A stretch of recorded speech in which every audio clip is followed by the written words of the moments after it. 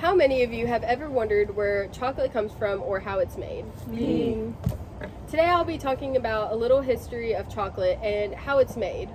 Understanding the history of chocolate and how it's manufactured not only increases our appreciation, but it helps to reveal the historical, agricultural, and industrial factors that came together to create the perfect bite of chocolate.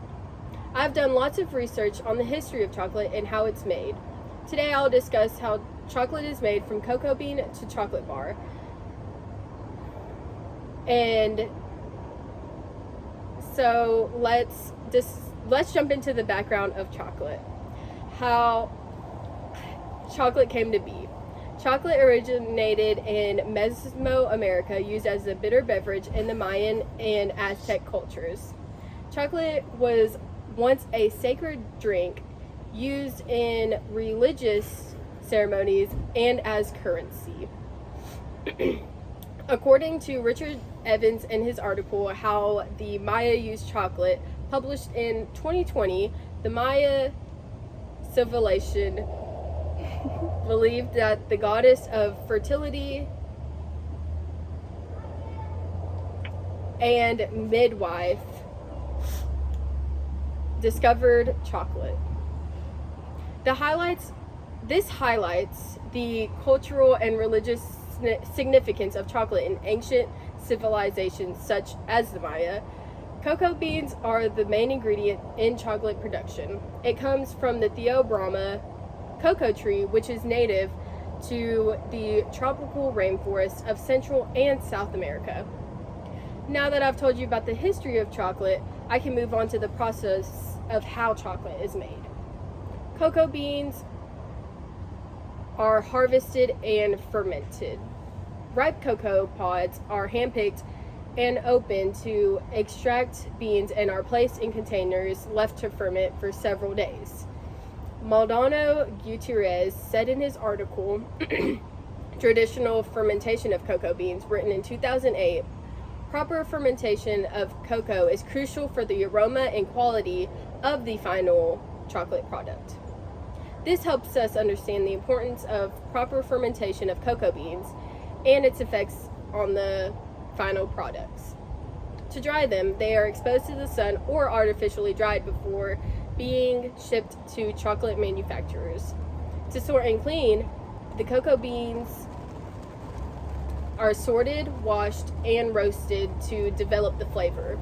Roasted beans are ground to extract cocoa liquor consisting of cocoa solids and cocoa butter.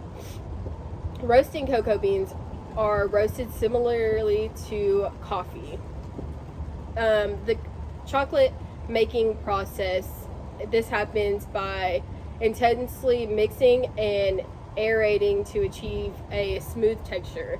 To temper, they use a careful heating and cooling process to create the right chocolate crystals for shine and snap. For flavor additives, they incorporate sugar, milk, powder, or other ingredients to produce various types of chocolate, such as dark, milk, white, and other chocolate flavors. Now, the final product is the chocolate bar. For packaging, they finish the chocolate bar and they wrap it and prepare it for distribution.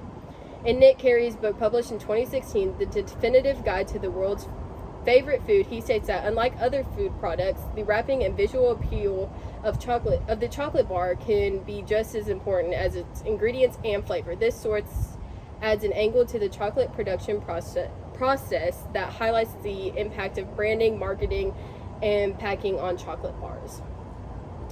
Now, some tips for proper storing and keeping chocolate are to store the chocolates in a cool, dry place, away from direct sunlight and heat sources so that the chocolate does not melt. Keep the chocolates in a tightly sealed container to prevent moisture and other odors from affecting their taste. And avoid storing chocolates in the refrigerator, as the temperature can cause condensation and affect the texture. Alright guys, now let me bring in everything that I just talked about. I've told you about all the history of chocolate and the process of how it's made. Having explored the fascinating journey of chocolate from cocoa bean to the beloved chocolate bar. I hope you all now have a deeper understanding and appreciation for this remarkable treat. Thank you. Thank you.